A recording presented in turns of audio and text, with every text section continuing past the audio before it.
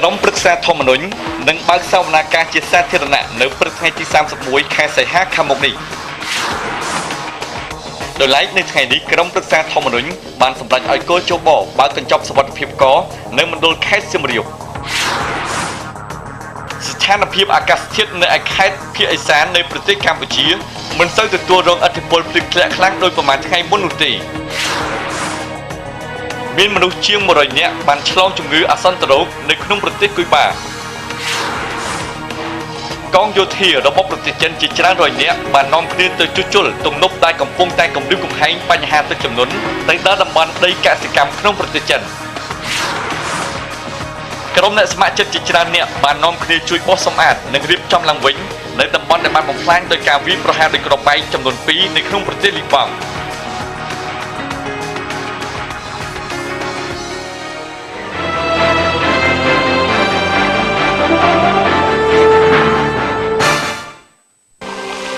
ស្រាបៀរកម្ពុជាស្រាបៀរជាតិមោទនភាពជាតិខ្ញុំបាទហ៊ុនសុភ័ក្រសូមគោរពសម្ដេចឯកឧត្តមលោកជំទាវលោកស្រីអ្នកកញ្ញានិងប្រិយមិត្តទូទាំងនិកជនជាទីគោរពសូមស្វាគមន៍សម្រាប់ការផ្សាយផ្ទាល់របស់បណ្ដាញស្ថានីយ៍ទូរទស្សន៍ CNC ដែលមានដូចជាព្រឹត្តិការណ៍ព័ត៌មានជាតិព័ត៌មានសេដ្ឋកិច្ចព័ត៌មានអន្តរជាតិនិងមានព្រឹត្តិការណ៍ព័ត៌មានកីឡាផងដែរហើយនៅក្នុងកម្មវិធីនៃការផ្សាយផ្ទាល់របស់បណ្ដាញស្ថានីយ៍ទូរទស្សន៍ CNC និងមានព្រឹត្តិការណ៍ព័ត៌មានជាតិសំខាន់ដើម្បីជម្រាបជូនលោកអ្នកជាពិសេសក៏មានការភ្ជាប់ទូរស័ព្ទទៅភ្នាក់ងាររបស់ CNC នៅតាមបណ្ដាខេត្តដើម្បីធ្វើការឆ្លើយឆ្លងទាក់ទិនទៅនឹងព័ត៌មានទាន់ហេតុការណ៍ក៏ដូចជាព្រឹត្តិការណ៍អាកាសធាតុនៅក្នុងប្រទេសជាតិកម្ពុជាផងដែរហើយសម្រាប់ព្រឹត្តិការណ៍ព័ត៌មានជាតិជាបងនេះដែរគឺទាក់ទិនអំពីក្រុមប្រឹក្សាធម្មនុញ្ញបានគឺក្រុមប្រឹក្សាធម្មនុញ្ញនឹងបើកសវនកម្មជាសាធារណៈនៅព្រឹកថ្ងៃទី31ខែសីហាខាងមុខនេះផងដែរ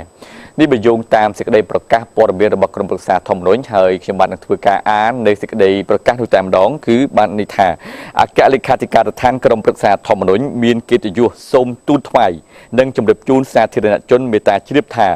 នៅអគារសវិមានរដ្ឋចំការមនមហាវិថីព្រះនរោត្តមខណ្ឌចំការមនរាជធានីភ្នំពេញក្រុមប្រឹក្សាធម្មនុញ្ញនឹងបើកសវនកម្មជាសាធារណៈនៅថ្ងៃសៅរ៍ទី31ខែសីហាឆ្នាំ2013ចាប់ពីម៉ោង 8:30 នាទីព្រឹកដើម្បីដោះស្រាយពាក្យបណ្ដឹងរបស់គណៈបកសង្គ្រោះជាតិប្តឹងតវ៉ានិងលទ្ធផលបណ្ដោះអាសន្ននៃការបោះឆ្នោតជ្រើសតាំងតំណាងរាស្ត្រនីតិកាលទី5ឆ្នាំ2013នៅមណ្ឌលខេត្តក្រចេះអាស្រ័យហេតុនេះសូមសាធារណជនមេត្តាជ្រាបជាព័ត៌មានរាជធានីភ្នំពេញថ្ងៃទី28ខែសីហាឆ្នាំ2013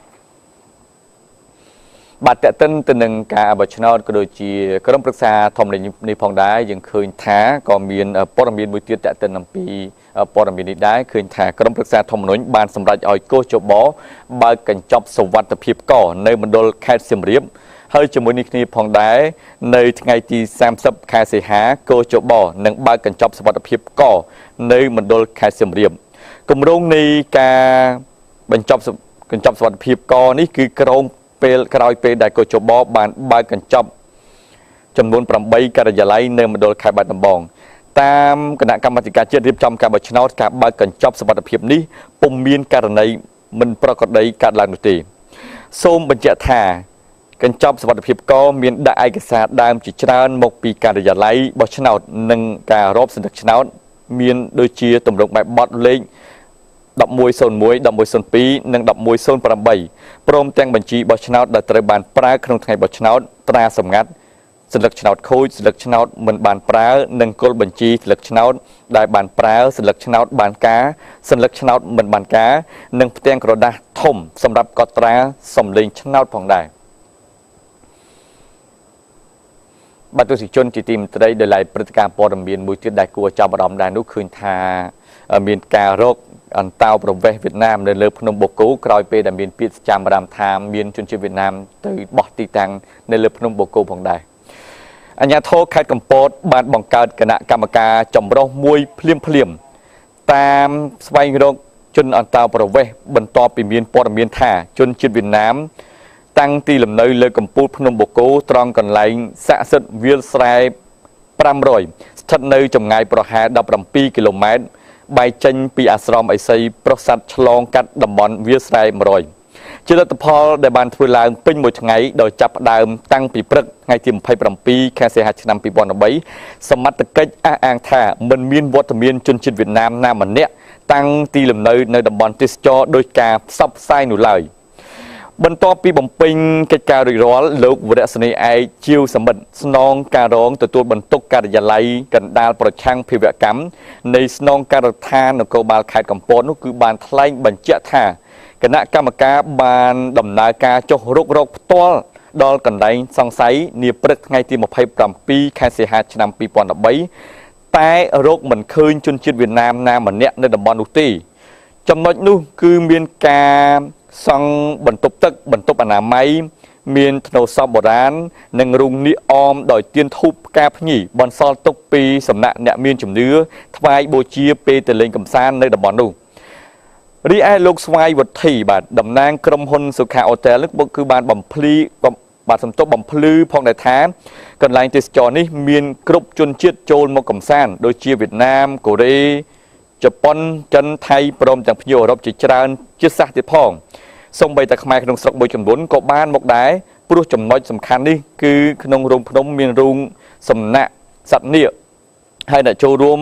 តែងតែមកអុជទៀនធូបសូមសេចក្តីសុខជាពិសេសអ្នកដែលមានជំនឿសុបនោះគេថាកាលណាបានមកដល់កន្លែងដ៏ស័ក្តិសិទ្ធិមួយនេះពិបាកនឹងបានមកម្ដងទៀតណាដូច្នេះពួកគាត់ក៏បានជឿទៅលើកន្លែងបារមីនេះផងដែរដោយឡែកធ្នូមួយនៅខាងក្រៅក៏ត្រូវបានអ្នកទេសចរទាំងឡាយគោរពបូជាផងដែរព្រោះគេដឹងតគ្នាថាជាធ្នូបុព្វបុរសខ្មែរយ៉ាងផងដែរព្រោះនៅទីនេះជាកន្លែងកម្សាន្តទាំងបែបធម្មជាតិទាំងបែបប្រវត្តិសាស្ត្រនោះហើយបានធ្វើឲ្យមានការតាក់ទាញភ្ញៀវទេសចរកាន់តែខ្លាំងឡើងតម្រូវឲ្យក្រុមហ៊ុនដាក់សន្តិសុខប្រចាំការនិងឈានដល់ការសាងសង់បន្ទប់ទឹកបន្ទប់អនាម័យសម្រាប់ប្រើប្រាស់ព្រោះមុននឹងបានចូលទៅទស្សនាភ្ញៀវដែលកំពុងតែទិញសម្បត្តិនោះគឺគាត់ត្រូវការប្រើប្រាស់សូមបញ្ជាក់ផងដែរថាព្រោះតែស្ថានភាពស្ថាបនាផ្លូវមិនទាន់បានដល់តំបន់កំសាន្តនេះ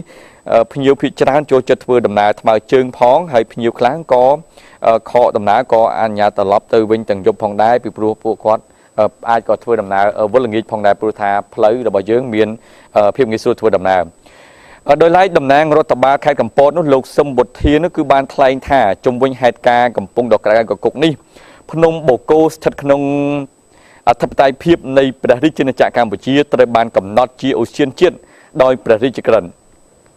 ក្រោយមកក៏មានការវិនិយោគដើម្បីកិច្ចការភាពផ្នែកសេដ្ឋកិច្ចពីតំបន់ឧទ្យាននេះដោយផ្ដល់ការងារជូនពលរដ្ឋរកប្រាក់ចំណូលតាមរយៈការសាងសង់គ្រប់ហេដ្ឋារចនាសម្ព័ន្ធបំណងតាក់ទាញភ្ញៀវទេសចរជាតិនិងអន្តរជាតិផងដែរបាទទស្សនិកជនជាទីមេត្រីឥឡូវនេះពីកម្មវិធីនឹងធ្វើការភ្ជាប់ទូរស័ព្ទទៅភ្នាក់ងាររបស់ CNC នៅឯភាគឦសាននៃប្រទេសកម្ពុជាបាទគឺលោកចន្ទថាចង់ដឹងថាតើស្ថានភាពអាកាសធាតុនៅតំបន់ភាគឥសាននៃប្រទេសជាណាចក្រកម្ពុជារបស់យើងមានស្ថានភាពយ៉ាងម៉េចនោះយើងធ្វើការជួបជាមួយលោកចន្ទថាដែលជាភ្នាក់ងាររបស់ CNC នៅឯខេត្តដូនគិរីផងដែរហៅលោកជំរាបសួរលោកចន្ទថាបាទ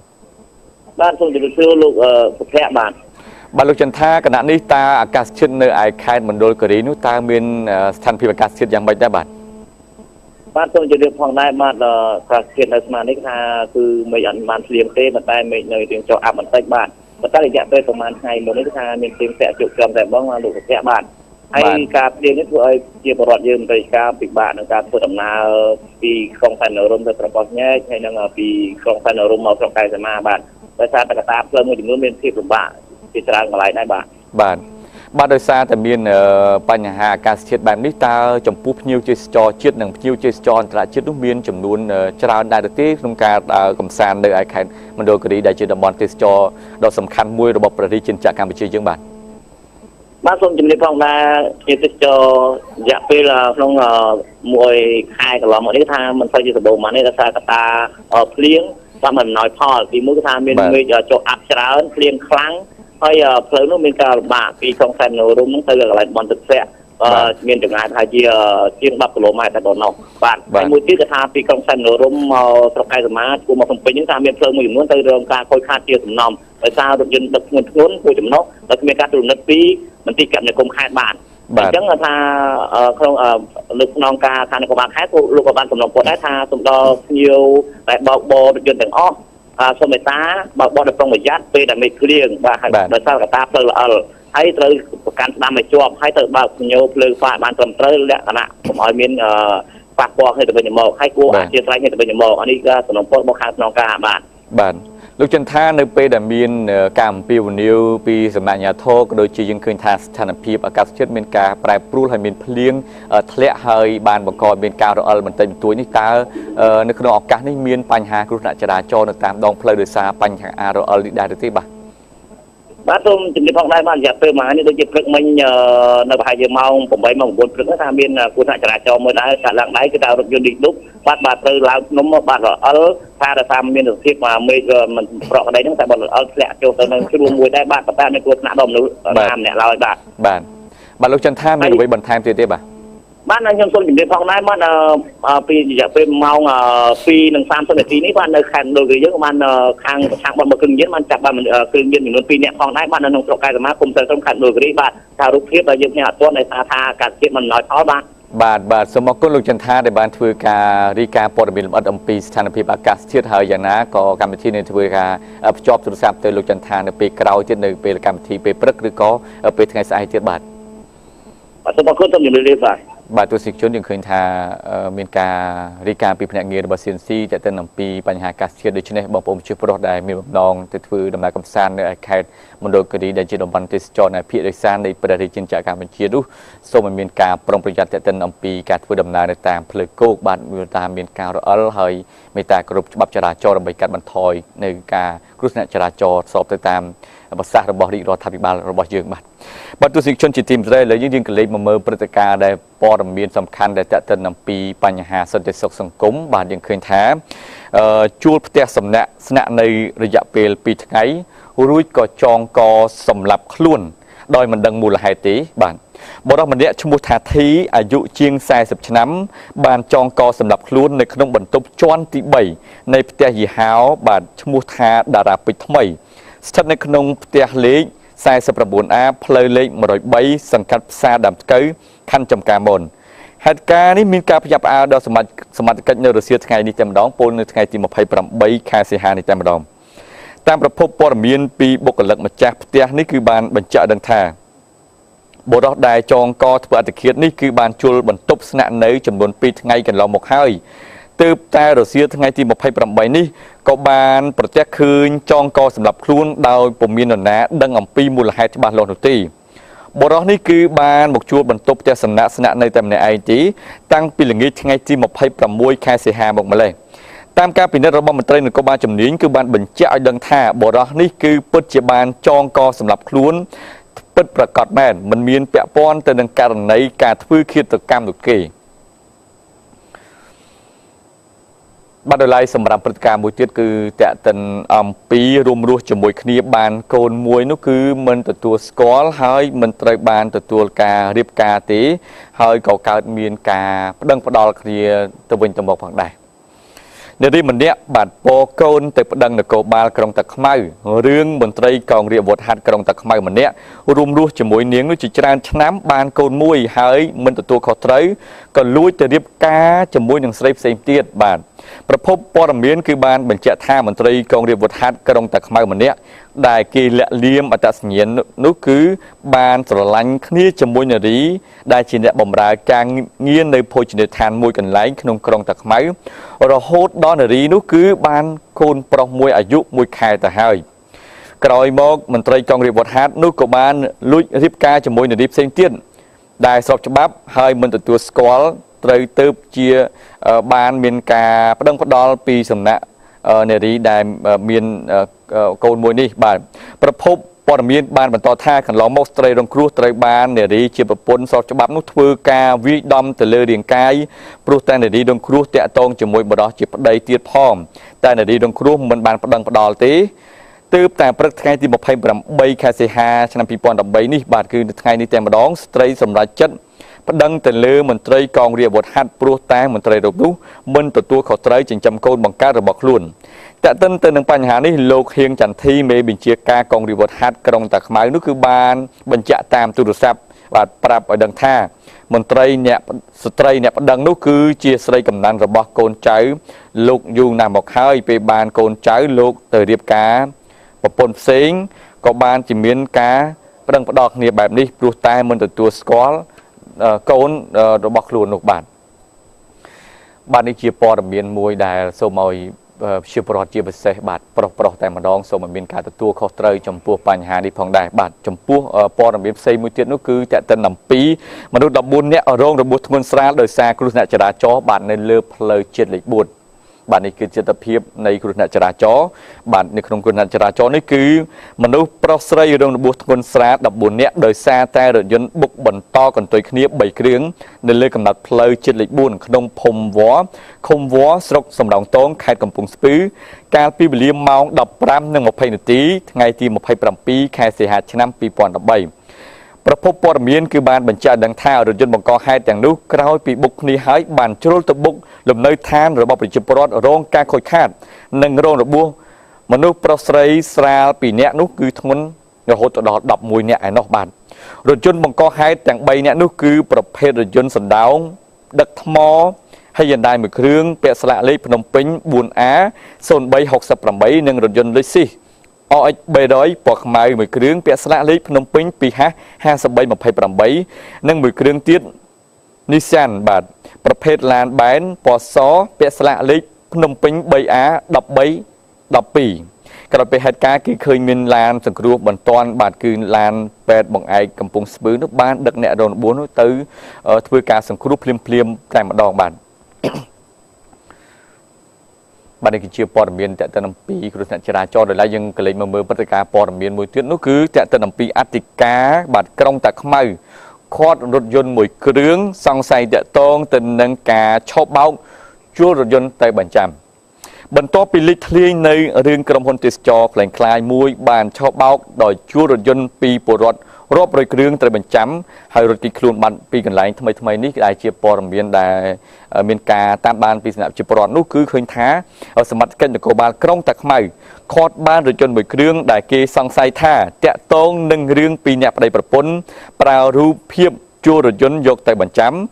ហើយការខាត់រថយន្តនេះត្រូវបានធ្វើឡើងកាលពីថ្ងៃទី27ខែសីហាឆ្នាំ2013នៅចំណុចអាហារដ្ឋានអែមស្ថិតនៅក្នុងភូមិព្រែករាំងសង្កាត់កំពង់សំណាញ់ក្រុងតាខ្មៅរថយន្តដែលសមត្ថកិច្ចខាត់នោះប្រភេទ Corolla ពណ៌ក្រហមស៊េរីឆ្នាំ2008ពាក់ស្លាកលេខខេមរៈភូមិន្ទ0928797អធិការក្រុងតាខ្មៅលោកសឹមប៊ុនបណ្ឌិតបានឲ្យដឹងថាការខាត់រថយន្តនេះគឺធ្វើឡើងតាមពាក្យបណ្ដឹងជនរងគ្រោះបច្ចុប្បន្នរថយន្តត្រូវបានរក្សាទុកនៅអធិការដ្ឋានក្រុងតាខ្មៅដើម្បីរងចាំការដោះស្រាយតាមនីតិវិធី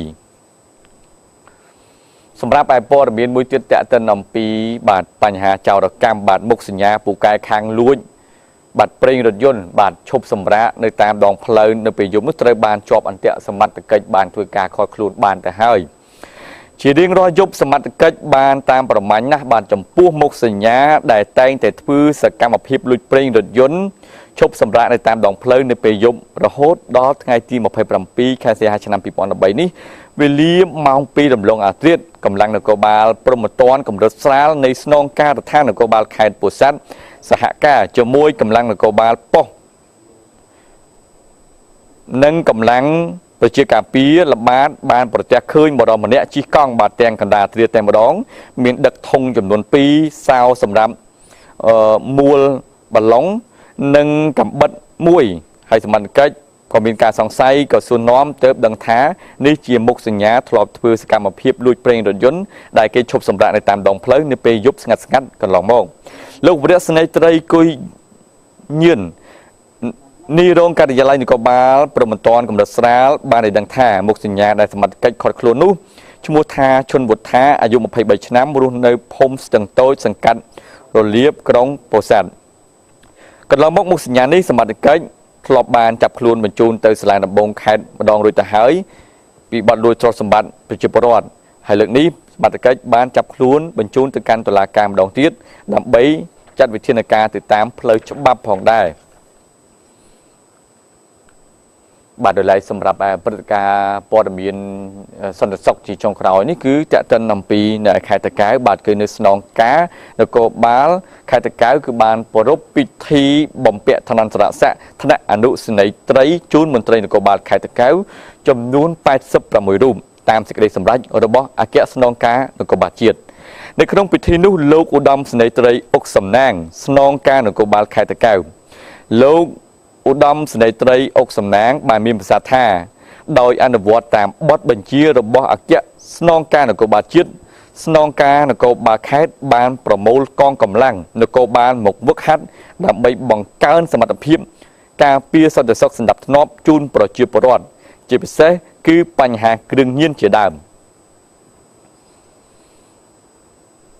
បាននេះគឺជាការខិតខំប្រឹងប្រែងរបស់សមត្ថកិច្ចរបស់យើងដើម្បីបម្រើជាពលរដ្ឋដូច្នេះត្រូវតែទទួលបាននៃការលើកទឹកចិត្តតាមរយៈការផ្ដល់នៅឋានន្តរស័ក្តិផងដែរ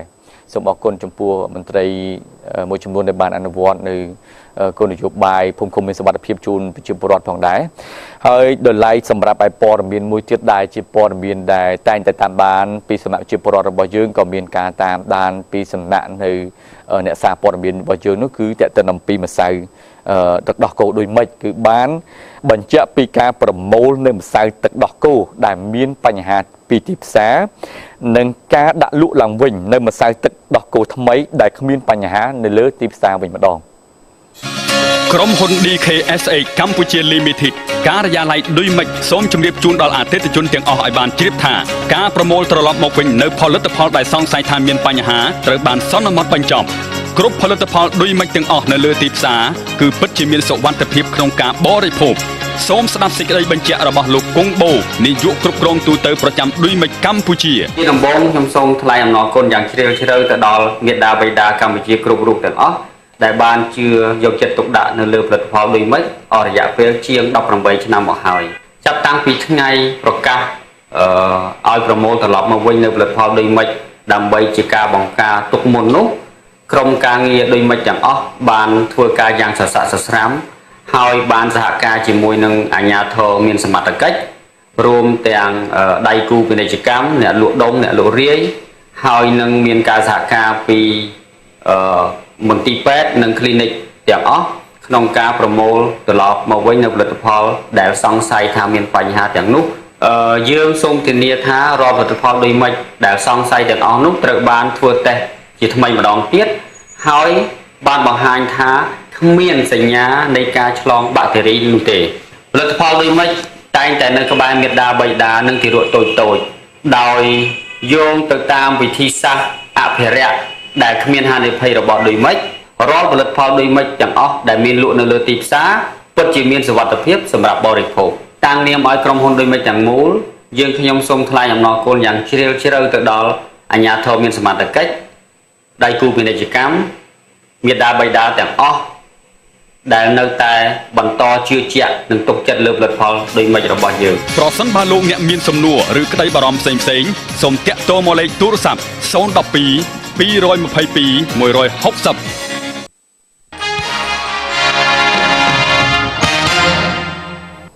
បាទទស្សនិកជនជាទីមេត្រីឥឡូវយើងក្លែកមកមើលព្រឹត្តិការណ៍ព័ត៌មានដែលតេតិនអំពីប្រជាពលរដ្ឋបានផ្ញើមកកាន់ CNC តាមរយៈរបាយការណ៍របស់ខ្ញុំដែលហៅថា My Report ដែលប្រជាពលរដ្ឋបានផ្ញើទាំងរូបភាពនិងអត្ថន័យតែម្ដងដែលក្នុងនោះគឺតេតិនអំពីព័ត៌មានមួយដែលសំខាន់បាទគឺតេតិនអំពីសកម្មភាពបង្ក្រាបបទល្មើសព្រៃឈើបានហើយជួយលាក់មុខអ្នកពាក់ព័ន្ធទុកគៀបសង្កត់យកផលប្រយោជន៍ស្ងាត់ជាបន្តបន្ទាប់នៅពេលក្រោយទៀតបាទជាប្រវត្តិបានសរសេរមកថាគេសង្កេតឃើញសមត្ថកិច្ចចម្រុះឈរជើងនៅខេត្តរតនគិរីធ្វើសកម្មភាពបង្ក្រាបបទល្មើសព្រៃឈើនាពេលបច្ចុប្បន្ននោះភាគច្រើនចាប់បានតែវត្ថុតាំងល្មើសនិងមធ្យោបាយប្រព្រឹត្តបទល្មើសតែប៉ុណ្ណោះតាមរបាយការណ៍របស់ខ្ញុំជាប្រវត្តិបានសរសេរបានឲ្យដឹងទៀតថាសកម្មភាពរបៀបនេះបានคล้ายទៅជាប្រពៃណីមួយរបស់សមត្ថកិច្ចទៅហើយដែលគេតែងតែឃើញសមត្ថកិច្ចដេញចាប់បទល្មើសបានទាំងភស្តុតាងនិងអ្នកដែលប្រព្រឹត្តបទល្មើសផងដែរក៏ប៉ុន្តែសមត្ថកិច្ចបានដោះលែងអ្នកដែលពាក់ព័ន្ធហើយចាប់តែព្រៃឈើតែប៉ុណ្ណោះនិងភស្តុតាងគឺមានរថយន្តជាដើមប្រជាពលរដ្ឋបានសំណូមពរដល់ស្ថាប័នតុលាការសូមឲ្យជួយ សួរនាំលម្អិតរាល់សំណុំរឿងពាក់ព័ន្ធនឹងករណីបង្ក្រាបបទល្មើសព្រៃឈើដែលសមត្ថកិច្ចបញ្ជូនឲ្យដោយមិនបានដាក់ឈ្មោះអ្នកពាក់ព័ន្ធបាទទស្សនិកជនជាទីមេត្រីសម្រាប់របាយការណ៍របស់ខ្ញុំមួយទៀតដែលជាពលរដ្ឋបានផ្ញើមកកាន់ CNC ដែរនោះគឺតាក់ទិនអំពីបុរសម្នាក់ចងកសម្រាប់ខ្លួននៅក្នុងចង្ក្រានបាយផ្ទះបុរសវ័យចំណាស់ម្នាក់បានសម្រេចចិត្តចងកសម្រាប់ខ្លួនជាមួយនឹងខ្សែអង្រឹងនៅក្នុងចង្ក្រានបាយក្នុងផ្ទះរបស់ខ្លួនដោយសារតែមានជីវភាពក្រីក្រលំបាកពេកហេតុការណ៍នេះគឺបានកើតឡើងក្នុងផ្ទះរបស់ជនរងគ្រោះស្ថិតនៅក្នុងភូមិតលាក់ខាងជើងឃុំគូសស្រុកត្រាំកក់ខេត្តតាកែវកាលពីថ្ងៃម្សិលមិញលោកអធិការស្រុកត្រាំកក់នោះគឺបានបញ្ជាក់ឲ្យដឹងថាជនរងគ្រោះឈ្មោះថាធឹមក្រាញ់ភេទប្រុសអាយុ46ឆ្នាំមុខរបរធ្វើស្រែមានទីលំនៅក្នុងឃុំកើតហេតុខាងលើបានចងកសម្រាប់ខ្លួនឯងនៅក្នុងចង្ក្រានបាយកម្ពស់2ម៉ែត្រជាមួយនឹងខ្សែអង្រឹងដោយសារតែមានជីវភាពក្រីក្រពេកមាននេះនាំមកជូនលោកអ្នកដោយស៊ីម៉ងអូតគុណភាពចំណាត់ថ្នាក់លេខ1wow ស៊ីម៉ងអូតត្រឡប់មកវិញជាមួយយុទ្ធនាការធំជាងមុនសម្រាប់អតិថិជនឈ្នះទឹកប្រាក់ភ្លាមរៀងរាល់ខែចាប់រង្វាន់ម៉ូតូ Honda ទូរទស្សន៍ទូរស័ព្ទដៃនិងស្រាបៀរកម្ពុជាទិញស៊ីម៉ងអូតបូក5បើឡើងទៅថ្ងៃនេះទទួលបានឆ្នោតសម្រាប់កោនិងឈ្នះលុយសុទ្ធភ្លាម1000រៀលឬ2000រៀលនិងពាក្យអរគុណអាចផ្ញើចូលរួមចាប់រង្វាន់រៀងរាល់ខែwow ឈ្នះរង្វាន់ហើយស៊ីម៉ងអូតសំណាងល្អសម្រាប់អ្នកបាទទស្សនិកជនទីមេត្រីបន្ទាប់ពីទស្សនិកជនទៅបានតាមដានទស្សនានៅព្រឹត្តិការណ៍ព័ត៌មានជាតិក៏ដូចជារបាយការណ៍របស់ខ្ញុំនៅមានព័ត៌មានមួយទៀតដែលតាក់ទិនអំពីព័ត៌មានកំសាន្តហើយជាចុងក្រោយនេះគឺតាក់ទិនអំពីបាទយោងតាមគេហទំព័រសេនភោជនីយដ្ឋានបែបជាមន្ទីរពេទ្យឈ្មោះថា Hospitalis នៅប្រទេសឡាតវីមានចុងភៅស្លៀកពាក់ជាវិជ្ជបណ្ឌិតនិងអ្នកបម្រើក្នុងឯកសណ្ឋានជាគ្រូពេទ្យផងដែរអាហារក៏មិនធម្មតាត្រូវបានចម្អិនក្នុងកន្លែងបែបជាបន្ទប់វះកាត់នៅលើកៅអីពេទ្យថ្មិញឬក៏នៅក្នុងបន្ទប់ពិនិត្យរោគស្ត្រីវាត្រូវបានដាក់នៅលើចានដែកក្រូមេដែលជាថាសដាក់ប្រដាប់វះកាត់បើនិយាយអំពីប៊ីចេងឬទឹកត្រីដាក់នៅក្នុងម្ហូបត្រូវបានដកចេញពីសរាងផងដែរភោជនីយដ្ឋាន Hospitalis នៅក្នុងទីក្រុង Riga ប្រទេសឡាតវីមានបុគ្គលិកស្លៀកពាក់ជាវិជ្ជបណ្ឌិតនិងមានគ្រូពេទ្យហើយអតិថិជនត្រូវបានចាត់ទុកដូចជាអ្នកជំងឺដោយតម្រូវឲ្យស្លៀកពាក់ជាអ្នកជំងឺបាទគឺស្លៀកពាក់សនិងអាហារត្រូវបានបញ្ចុកដោយគ្រូពេទ្យផងដែរអាហារឋានបែបនេះបម្រើភ្ញៀវដូចជាមាននំនិងបន្ថែមនៅការធ្វើបែបម្ហូបនោះគឺចេញអំពីរូបរាងកាយតែម្ដងនៅក្នុងរាងកាសារបស់ភោជនីយដ្ឋាននេះគឺបុគ្គលិកដែលស្លៀកពាក់ជាគ្រូពេទ្យវះកាត់បម្រើទឹកផ្លែឈើកន្លុកនោះនឹងស្រានៅក្នុងបំពង់កែវពិសោធន៍និងកូនដបនិងដំណក់ទឹកផងដែរហើយជញ្ជីងនិងពីដានបន្ទប់ត្រូវបានដេក័របាទគឺរៀបចំដោយឥដ្ឋពណ៌សនិងតុបតែងជាមួយនឹងឧបករណ៍វះកាត់និងសិភៅពេទ្យផងដែរបាទសិភៅពេទ្យនោះគឺក៏សរសេរមុខម្ហូបបាទអតិថិជនត្រូវបានកំដរអារម្មណ៍ដោយឧបករណ៍ឆ្លុះកាមេរ៉ាស្មី X រួមទាំង scan video ចាក់បង្ហាញវីដេអូវិទ្យាសាស្ត្រដែលបានមកពីខ្សែភាពយន្តផ្សេងៗគេថាឧបករណ៍ពេទ្យពិតៗដែលដាក់តាំងក្នុងភោជនីយដ្ឋាននេះបានមកពីមន្ទីរពេទ្យនិងសារមន្ទីរប្រវត្តិសាស្ត្រវិទ្យាសាស្ត្រផងដែរអ្នកគ្រប់គ្រងភោជនីយដ្ឋាននេះមានឈ្មោះថាលោកស្រី Marita Buldule និយាយថាបរិយាកាសពណ៌នាថាគ្មានមេរោគនិងគ្មានអ្វីដែលអាចមានការភ័យព្រួយដល់អ្នកដែលចូលហូបទេកាសែត Telegraph បានរាយការណ៍ថានេះជាកន្លែងភ្ញាក់ផ្អើលមួយដែលកន្លែងដែលធ្លាប់តែជាពលរដ្ឋភ័យខ្លាចថាព្រោះនៅមន្ទីរពេទ្យគឺជាពលរដ្ឋភ័យខ្លាចក៏ប៉ុន្តែនៅកន្លែងនេះគឺជាភោជនីយដ្ឋានមួយដែលបង្កឲ្យជាពលរដ្ឋមានភាពសប្បាយរីករាយទៅវិញបាទទស្សនិកជនទៅបានតាមបានទស្សនានៅព័ត៌មានដែលតេតិនអំពីព័ត៌មានមន្ទីរពេទ្យមួយដែលធ្វើជាអាហារឋានតែម្ដងសូមអរគុណចំពោះការតាមបានទស្សនានៅពេលបន្តិចទៀតទស្សនិកជននឹងបានតាមបានទស្សនានៅបទយកាក៏ដូចជាកិច្ចសម្ភារផងដែរហើយនៅក្នុងកិច្ចសម្ភារនេះគឺមានវីគ្មិនមួយរូបគឺលោកហាក់លីដាដែលជាអ្នកគ្រប់គ្រងកម្មវិធីនៅអង្គការចៃការផងដែរដែលប្រធានបទនឹងធ្វើការពិភាក្សាគ្នាតេតិនអំពីសិក្ខាសាលាមួយស្ដីអំពីប្រព័ន្ធវិទ្យាសាស្ត្រក្រុមហ៊ុនផងដែរខណៈនេះខ្ញុំបាទសូមពេលសម្រាប់មេផ្លែសិន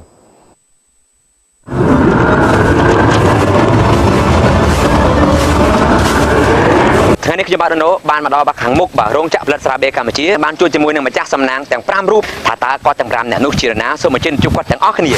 ខ្ញុំចង់មកទេបងខ្ញុំមកតោនឹងកបាកំប៉ុងបងត6កំប៉ុងមកត្រូវរង្វាន់បាទខ្ញុំរំភើបញោមមួយមិត្តភ័ក្តិមកចូលរបស់គាត់បានមកដល់ខេត្តកំពតហើយឬនៅបាទអញ្ចឹងសូមអញ្ជើញមកទស្សនាទាំងពីសួរបងប្រុសខ្ញុំជួយចាត់ស្រាបៀរកម្ពុជាហើយនឹងខ្ញុំយកមកលក់តទៀតណាមានអារម្មណ៍ត្រេកអរញ៉ាំស្រាបៀរកម្ពុជាមានរង្វាន់ពិតៗដូចជាខ្ញុំហើយក៏បានដល់ទីបញ្ចប់ផងដែរបាទនៅពេលនេះខ្ញុំបាទនោះបាទសូមជម្រាបលាជួបគ្នានៅក្នុងវគ្គក្រោយជាបន្តទៀតផងដែរបាទបាយបាយបើពិសាគ្រឿងស្រវឹងកុំបើកបោវ៉ាវស៊ីម៉ងអូត្រឡប់មកវិញជាមួយយុទ្ធនាការធំជាងមុនសម្រាប់អតិថិជនឈ្នះទឹកប្រាក់ភ្លាមរៀងរាល់ខែចាប់រង្វាន់ម៉ូតូ Honda ទូរទស្សន៍ទូរស័ព្ទដៃនិងស្រាបៀរកម្ពុជាទិញស៊ីម៉ងអូតបូក5បើឡើងទៅថ្ងៃនេះទទួលបានឆ្នោតសម្រាប់កោនិងឈ្នះលុយសុទ្ធភ្លាម1000រៀលឬ2000រៀលនិងពាក្យអរគុណអាចញ៉ាំចូលរួមចាប់រង្វាន់រៀងរាល់ខែវ៉ាវឈ្នះរង្វាន់ហើយស៊ីម៉ងអូតសំណាងល្អសម្រាប់អ្នកសួស្តីខ្ញុំឈ្មោះបញ្ញាជាពាណិជ្ជករមួយរូបមានរបស់ពីរយ៉ាងដែលសំខាន់